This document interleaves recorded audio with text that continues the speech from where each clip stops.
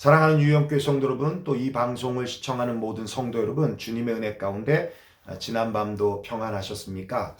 오늘 우리가 함께 나눌 말씀은 마태복음 12장 38절로부터 50절 말씀까지입니다.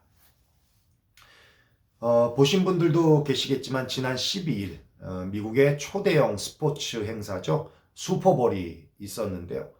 작전 타임과 휴식 시간에 송출되는 광고는 전 세계 180여 개국에 송출이 되고 10억 명에게 생중계됩니다. 그리고 미국에서만 1억 명 이상이 시청하기 때문에 세계에서 가장 비싼 광고비로도 유명합니다. 그런데 그 슈퍼볼에 복음주의 단체에서 올린 예수님에 대한 홍보 영상이 화제가 되고 있습니다. 전반전에 30초짜리 어린아이처럼 살라라는 제목으로 홍보 영상이 나왔고요.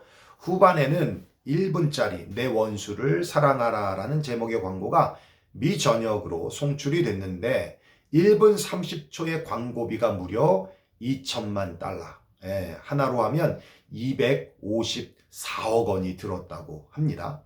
그러자 이렇게 천문학적인 금액으로 차라리 고아를 도와라 라는 식의 비판이 제기됐고, 또 어떤 지역의 유력 정치인은 슈퍼볼에 나온 기독교 광고는 성소수자, 이민자 차별 등 기독교 민족주의를 지지하는 사람들의 돈으로 만들어졌다라고 하면서 이념적 갈등을 조장했고요. 또 어떤 유력 성경학자는 차라리 그 돈을 난민을 위해 사용했다면 더 많은 사람들에게 도움이 되었을 것이라고 하면서 비판하지만, 그렇습니다. 그들의 말이 틀린 말은 아닙니다. 소위 가성비라고 하죠. 가격 대비 성능, 가격 대비 효과를 생각하면 1분 30초에 그렇게 큰 비용을 쏟아붓는 것은 참 어리석은 것처럼 느낄 수 있습니다만, 여러분, 예수님께 향유 옥합을 깬 마리아 도유 사건이 어찌 가성비로 환산해서 이야기할 수 있겠습니까? 그와 마찬가지로 오히려 복음으로 세워진 나라인 미국이 이제는 예수님을 알지 못하는 사람들로 가득 차 있는 현실을 생각할 때 2천만 불이 아니라 5천만 불의 비용을 쓰더라도 예수님의 옛자라도 그들에게 들려질 수 있다면 결코 헛된 낭비가 아니라 거룩한 소비라고 생각을 합니다. 뿐만 아니라 참 많은 사람들이 비난을 하고 비판을 하지만 정작 보면, 그들의 삶을 보면 정말 예수님의 사랑을 전하고 그들의 말처럼 자신의 소유를 팔아서 고아에게 혹은 가난한 자에게, 난민들에게, 어려움을 처한 자들에게 돕고 있느냐라는 것을 보면 절대 그렇지 않더라는 거예요. 그냥 그들은 말로만 그렇습니다. 그런 사람들을 보면 대부분 부정적이고요. 비난을 가장한 비판을 한다라는 것입니다. 우리가 지금 12장을 보고 있지만 예수님과 대립각을 세우고 계속적인 갈등을 일으키는 종교 지도자들이 그랬습니다. 금식을 하면 귀신 들려서 금식한다고 하고, 먹고 마시면 먹는 것을 탐한다고 하고, 병자를 고치고 귀신을 추방하는 등 하나님의 나라, 하나님의 역사를 보면서도 하나님의 역사로 보지 않고 오히려 바알세불의 힘을 입어서 사역을, 그런 기적의 역사를 보이고 있다라고 하면서 예수님의 사역을 왜곡하면서 아주 거친 반응을 보이고 있다는 겁니다. 오늘 본문도 크게 다르지 않은데요. 그러면 우리가 오늘 본문을 읽고 우리에게 주시는 메시지를 함께 나누도록 하겠습니다. 38절부터 제가 봉독해 올릴게요. 그때의 서기관과 바리새인 중 몇 사람이 말하되 선생님이여 우리에게 표적 보이시기를 원하나이다. 예수께서 대답하여 이르시되 악하고 음란한 세대가 표적을 구하나 선지자 요한의 표적밖에는 보일 표적이 없느니라. 요나가 밤낮 사흘 동안 큰 물고기 뱃속에 있었던 것 같이 인자도 밤낮 사흘 동안 땅속에서 있으리라. 심판때에 니느웨 사람들이 일어나 이 세대 사람을 정죄하리니 이는 그들이 요나의 전도를 듣고 회개하였음이거니와 요나보다 더 큰 이가 여기 있으며, 심판때에 남방 여왕이 일어나 이 세대 사람을 정죄하려니 그는 그가 솔로몬의 지혜로운 말을 들으려고 땅끝에서 왔음이거니와 솔로몬보다 더 큰 이가 여기 있느니라. 더러운 귀신이 사람에게서 나갔을 때에 물 없는 곳으로 다니며 쉬기를 구하되 쉴 곳을 얻지 못하고 이에 이르되 내가 나온 내 집으로 돌아가리라 하고 와보니 그 집이 비고 청소되고 수리되었거늘 이에 가서 저보다 더 악한 귀신 7을 데리고 들어와서 거하니 그 사람의 나중 형편이 전보다 더욱 심하게 되느니라. 이 악한 세대가 또한 이렇게 되리라. 바리새인들은 예수님을 시험하기 위해 하늘로서 오는 표적을 구했습니다. 이것은 진정 그들이 예수님을 알기 위해서 요구한 것이 아닙니다. 함정에 빠뜨리기 위한 것이고 꼬투리를 잡기 위한 것입니다. 예수님은 이들의 생각들을 다 알고 계셨습니다. 그러자 이렇게 대답하십니다. 악하고 음란한 세대가 표적을 구하나 요나의 표적밖에는 보여줄 표적이 없느니라. 예수님께서 그 많은 이적을 행하였는데도 그들은 믿지 않았습니다. 오히려 눈속임에 불과하거나 사단의 힘을 이용한 사술에 불과하다라고 생각했습니다. 그래서 예수님은 그들을 악한 세대라고 불렀습니다. 그들에게 보여줄 것은 오직 폭풍 중에 바다에 던져졌던 요나 선지자의 표적뿐이었다라는 것입니다. 요나의 표적은 바리새인들이 믿고 있었습니다. 왜 믿었을까요? 구약에 기록된 하나님의 말씀이기 때문에 그렇습니다. 하나님은 요나의 기적을 통해서 예수님의 죽으심과 부활하심을 예표적으로 말씀하고 있는 것입니다.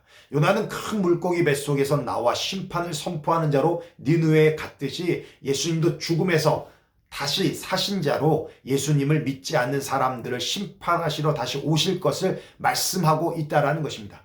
요나를 통해서 하나님은 복음을 전파하시며 모든 사람을 사랑하시며 한 사람도 남김없이 구원받기를 원하셨듯이 하나님은 예수님을 통해서 모든 사람이 구원받기를 원하신다라고 하는 말씀을 하고 있는 것입니다. 이들은 요나의 표적은 믿었습니다.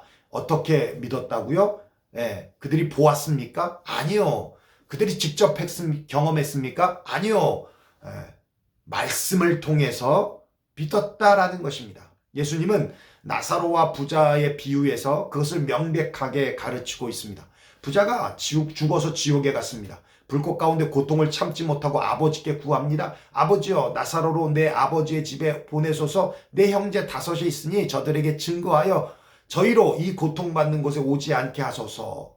그때 무엇이라고 말씀하셨습니까? 저희에게 모세와 선지자들이 있으니 그들에게 들을지니라. 모세와 선지자들에게 듣지 아니하면 비록 죽은 자 가운데서 살아나는 자가 있을지라도 권함을 받지 아니하리라. 죽은 자가 살아나는 것을 눈으로 봐도 믿지 않는다는 겁니다.